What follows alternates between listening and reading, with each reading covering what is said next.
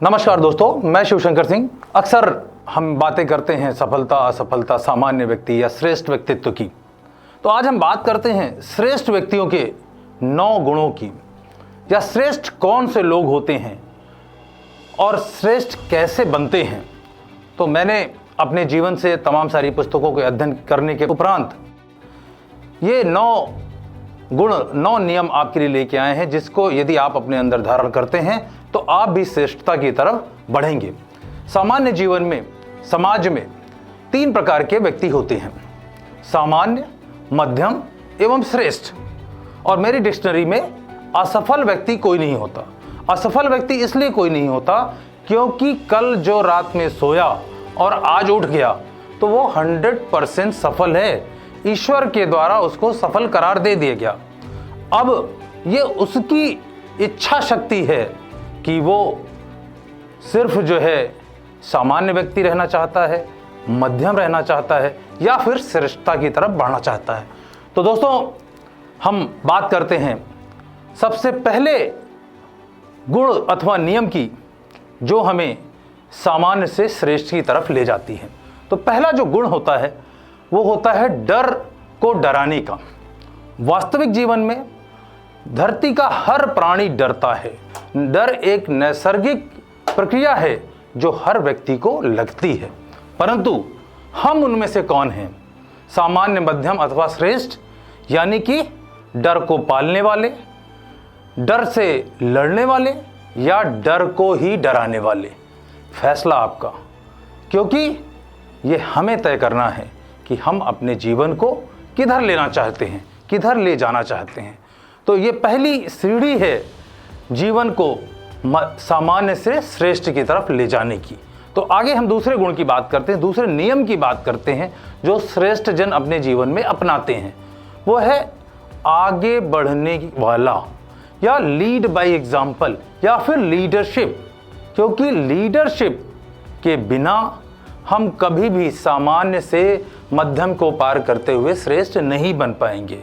और लीडर वो होता है जो लीड बाय एग्जाम्पल, जो कार्य करके अपने परिवार को, अपने समाज को और अपने कार्य क्षेत्र को दिखाता है कि हाँ, इस छोटे से पेड़ को, इस छोटे से पौधे को वट वृक्ष कैसे बनाना है।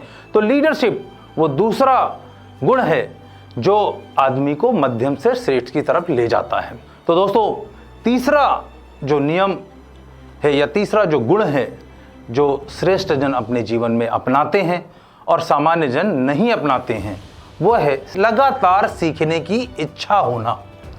जबकि यदि आप लाइफ, LIFE, आप सब बचपन से देखते आ रहे होंगे LIFE, कभी इसको अलग अलग करने का प्रयास किया, संधि विच्छेद किया, एब्रीवेट किया?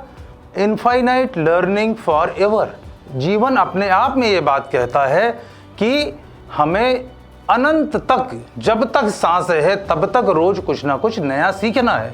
आज कल से बेहतर होगा तो ही आने वाला कल और बेहतर होगा। तो यानी कि लगातार सीखने की इच्छा रखना ही हमें सामान्य से मध्यम और मध्यम से श्रेष्ठ की तरफ ले जाने वाला गुण है।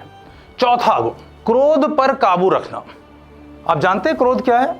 दूसरों की गलती की सजा स्वयं को देना क्रोध कहलाता है। मानते होंगे आप मेरी बात को? गौर कर लीजिएगा, याद कर लीजिएगा लास्ट टाइम आपने जब भी क्रोध किया होगा।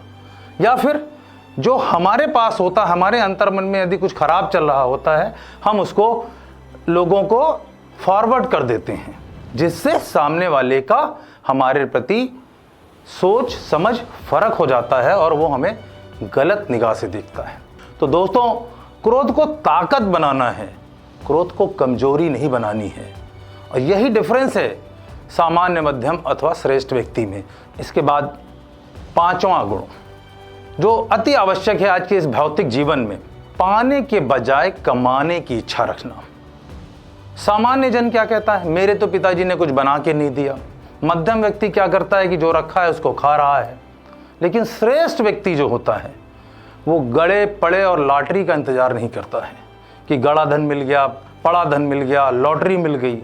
वो अपनी कर्मठता पे बिलीव करता है, कमाने की इच्छा रखता है और बचत के बजाय निवेश की इच्छा रखता है कि गड़ा धन, पड़ा धन या लॉटरी ये तभी आगे बढ़ सकते हैं जब कि आपके अंदर उद्यमिता के गुण हों, जब आपके अंदर धन को बढ़ाने का गुण हो।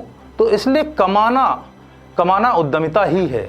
उद्यमिता के गुण को अपने अंदर इनकलकेट करना है और अपने सभी साधनों को पे लगातार निवेश करना है, जिससे कि वो बढ़ते रहे। मेरी माताजी कहती थी कि मुट्ठी का नहीं चुकता, कोठी का चुक जाता है। पता ऐसा क्यों बोलती थी? क्योंकि रखा हुआ धन यदि बढ़ नहीं रहा है, रखे हुए संसाधन यदि चल नहीं रहे हैं, रखे हुए रिश्तों में यदि जान नहीं है, तो वो धीरे धीरे खत्म हो जाते हैं। अब मैं बात करता हूं 6वें नियम की। 6वां नियम बड़ा ही चमत्कारिक और बड़ा ही इंपॉर्टेंट है। कल की योजना बनाते हैं श्रेष्ठ जन, परंतु जो सामान्य जन है वो कहता है अरे कल का क्या है, कल आए ना आए, ये बड़ी सामान्य बात है। अरे कल किसने देखा, कल आए ना आए। दोस्तों बिल्कुल सही कह रहे हैं, लेकिन सिर्फ हमारे जीवन काल में एक कल ऐसा होता है जो कभी नहीं आता। बाकी पूरे जीवन काल में हर अगले दिन कल आता है, और जिस वो आखिरी दिन वो कल नहीं आता तो नहीं आता, लेकिन जो अगले दिन आ रहा है उस कल की योजना हमें आज ही बनानी पड़ेगी। हम चाहे कितने भी समृद्ध हों, पैसों से, रिश्तों से, सभी चीज़ों से, यदि हमने उसके कल की योजना नहीं बनाई तो हमें दिक्कतों का सामना करना पड़ेगा। आज के इस संसाधन युक्त जीवन में कल के लिए हमें medical insurance policy, life insurance policy, क्योंकि बहुत सारे लोग ये बात भी कहते हैं, तमाम लोगों से मैं इंटरेक्ट करता हूँ, अरे भाई मर गए तो क्या होगा। बिल्कुल ठीक कह रहे हैं, जो कल नहीं आएगा उसके बारे में कोई बात नहीं करनी। लेकिन जैसा कि आप सब जानते हैं कि एक कल को छोड़कर पूरे जीवन में हर अगले दिन कल आता है। तो उस अगले दिन के कल के लिए सामान्य दिनों में हम सब कुछ मान लेते हैं, सब कुछ बेहतर रहेगा आपकी ज़िंदगी में, आप शतायु होंगे, आप 100 वर्ष तक जिएंगे, परंतु कार्य करने का जो जीवन है वो 60, 65, 70 साल है। रिटायरमेंट के लिए आपको अरेंजमेंट करना है, और भगवान ना करे कोई एक्सीडेंट हो गया, आप आईसीयू में पड़े हुए हैं, आपके अपनों को कोई ज़रूरत पड़ गई, तो इसलिए कल की योजना बनाना अति आवश्यक है कि हमारी इनकमिंग कभी भी बाधित हो सकती है, कभी भी हमारी आउटगोइंग मनी की इतनी ज़्यादा आवश्यकता हो सकती है जो इसकी हमने कल्पना भी नहीं करी है।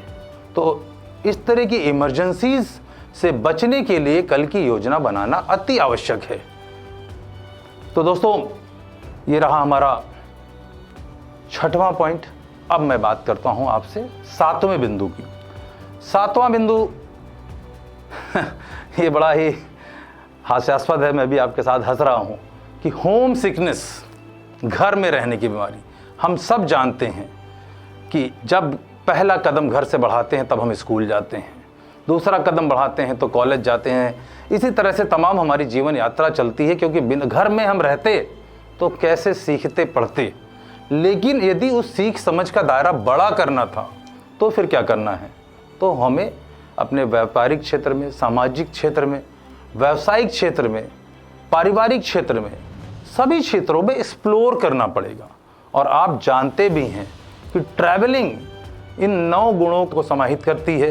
वो आपके डर को दूर करती है, वो आपको लीडरशिप सिखाती है, वो आपको एजुकेट करती है। तो ट्रैवलिंग एक बहुत बड़ा टूल है हमें जीवन में आगे बढ़ने के लिए। तो दोस्तों अब मैं आ गया हूँ 8वें बिंदु पर, या श्रेष्ठता की तरफ जाने वाले 8वें नियम पर, कि श्रेष्ठ व्यक्ति कभी भी कठिन कार्य से परहेज नहीं करता। ना उनको अनजानी नदी पार करने में भय होता है, ना अनजाने पहाड़ पर चढ़ने से भय होता है, ना व्यवसायी होने के नाते नए बिजनेस में निवेश करने से प्रॉब्लम होती है। जब वो विद्यार्थी होते हैं तो नए कोर्स, नई चीज़ सीखने से उनको परहेज नहीं होता, और किसी भी कार्य को वो कठिन नहीं मानती। और वस्तुतः ये कहा भी गया है कि कार्य कठिन है इसीलिए करने योग्य है, साधारण कार्य तो सभी करते हैं। या मैं कहूँ कार्य कठिन है इसीलिए श्रेष्ठ जनों के करने योग्य है, साधारण कार्य तो साधारण मनुष्य करते ही हैं। तो इसलिए कठिन कार्यों से हमें परहेज नहीं करना चाहिए, कठिन कार्यों को एज ए अवसर लेना चाहिए। और जब हम नए नए अवसर अपने आप बनाएंगे, श्रेष्ठ व्यक्तित्व की तरफ बढ़ेंगे, और अपने साथ साथ अपने घर, परिवार, समाज, देश और पूरी दुनिया के लिए एक मिसाल कायम करेंगे।